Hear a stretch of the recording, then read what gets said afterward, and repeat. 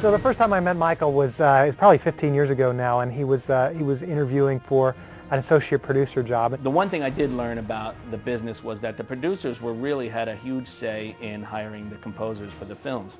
It was very clear, even though he was an excellent producer, he just continued to do more and more music the more projects he went through, until ultimately music was all he was doing. And it was very clear that was where his dreams lied, that's where his future was, and that's where he wanted to go in life.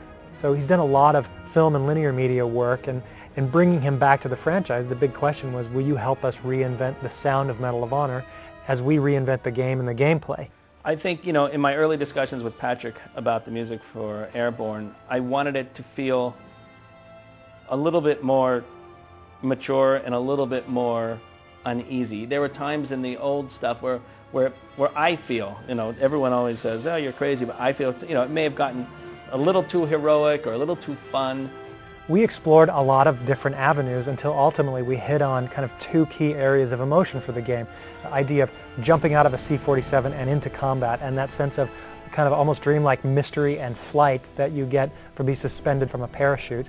And then the other thing is what happens after you land and your life is in grave danger and you're in this kind of hailstorm of lead and literally fighting for your life. So there's two kind of deep contrasts there that I think are reflected emotionally in the music. Again, I mean, you can have realistic subject matter that is not treated honestly, because there are other World War II games out there. There are other ones that have been made, lots of them. And rarely do you find any of them that have the kind of truth and honesty that the Medal of Honor series has.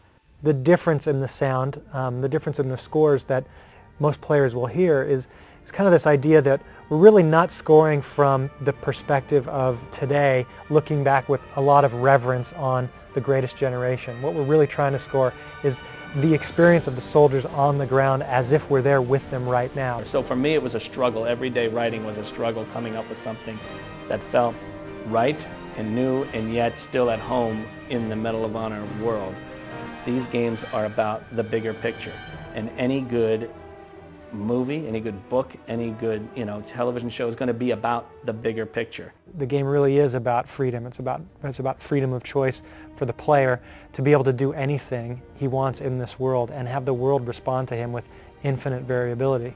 If you think about it, that's an incredibly difficult thing to score, and it's sort of a testament to Michael being at the top of his game, that he was able to take this experience that is as variable and diverse as it is, and he created a musical and emotional underpinning for every single moment that the player has in the game.